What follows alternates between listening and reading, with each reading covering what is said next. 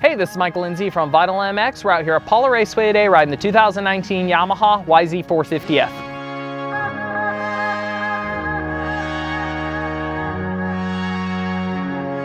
"2018 was a big year for Yamaha, launching almost an entirely new platform.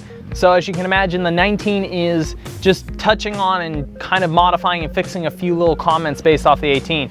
So going into shootout last year, a lot of guys were really impressed with the 18 Yamaha. They felt like they made really big gains in the chassis department and even the bodywork, finally really working on the airbox to get the plastic from being, I believe it's convex, where it gets wide early and then tapers back, to concave, where it bows in and then out, getting by rolling those radiator forwards and changing the whole front of the bike to finally feeling like you could get up front and it didn't feel so foreign compared to a lot of the air bikes in the class.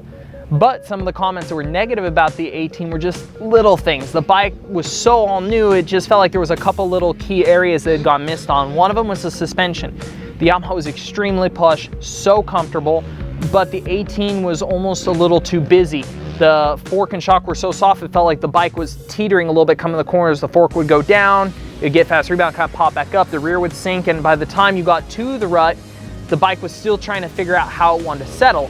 It made it a little bit hard to really charge in deep and roll from the entrance to the middle. It felt like you were getting off the throttle early and really trying to get the bike to be composed when it entered. For 19, they've gone to a much stiffer compression valve stack. All the spring rates are the same, but the goal is to keep the bike a little bit up more in the stroke and try to keep the balance maintained, give it a more racy feel, not like a cushy plush couch.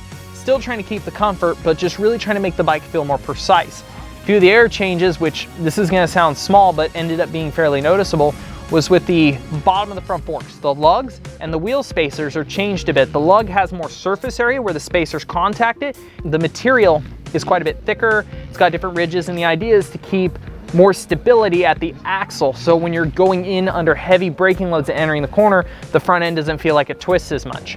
All this was quite noticeable on the track. Today at Apollo, we had a lot of really deep, soft, kind of like slosh, muddy ruts. And it was areas where you were on the throttle deep into the section because of the material being so soft. And normally with that material, you would feel the front flex and start to grab. We got to ride the 18 and then the 19. The 19 was just so much more composed in these situations. Engine-wise, we all know the Yamaha is fantastic in this department. Pretty much everybody has said this the last few years. And what they've really been playing around is what do they do with that power? Over the past couple years, they have changed the gearing, really going to smaller rear sprockets, trying to spread out that power and make it more manageable and usable.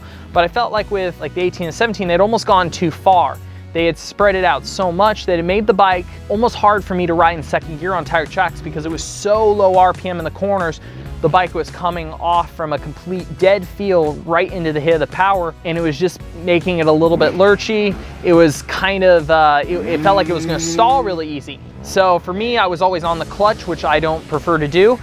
A really easy change is gearing, and they finally did that. They went one tooth up this year, and I feel like it's a really good base point. Some guys still might want to add another tooth to really kind of change the gearing to more what the other bikes feel like, using up second, third, and getting into fourth a little more normally. But by going from a 48 to a 49 tooth, I feel like they've done a really good range. For the guys that don't want to shift a lot, want that real spread of power, it's still there, but at the same time, it's getting through the gears a little bit quicker. It's making second more usable in the tight stuff, off the clutch. Third, you can run the range and you can actually get up on fourth on some of these faster tracks. Another minor call out that ended up making a fairly substantial difference is seat foam. I've been telling a lot of people this year, if you have an 18YZ, to buy some stiffer seat foam. I think most of the media outlets called it out in their shootout last year, and it was just a little too soft. And although the bike felt so much skinnier to stand on, we had a lot of our test riders commenting that when they sat in the corners, man, the bike still feels big and cushy, something's weird. And the foam was so soft and their seat was so thin now, you were getting through the foam into the base, and especially if you're kind of on top of the bike in the corner, the seat foam itself was squishing out and it was making it feel wider under your hips than it should. So they went quite a bit stiffer on the foam this year. It holds its shape, it's a lot more supportive on the body, and it makes it a lot more comfortable in the corner sitting. It makes you feel more precise with the bike. There's less kind of energy loss between you and the bike where you don't feel like what's going on in the corner. You get more of that transfer of information coming from the bike, which really improves how you roll through the middle of the corners. Considering the list of changes was somewhat minor, we got our riding in, kind of went back and forth between the bikes, felt the differences, and from there we still really wanted to learn more. So Yamaha worked with us on their Power Tuner app, something they're really trying to push because they're the only manufacturer on the market with it. It's an app for your phone, whether you have Apple or Android. It's free to download. It connects right to your bike. You just press the starter button. The bike's active for 2 minutes at a time. Every time you press the button, it refreshes. And you have the ability to make so many changes. A 450 has so much power. There's so many ways to manipulate for what you want. So for like me, I got on the bike and it was like, hey, second gear's a little too much initially. Made a quick change on the phone that literally took a minute.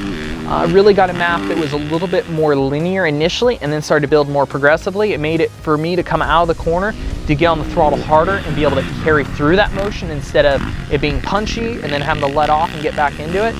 And then from there I came in, I was like, hey, I'd like to try something with a little less engine braking.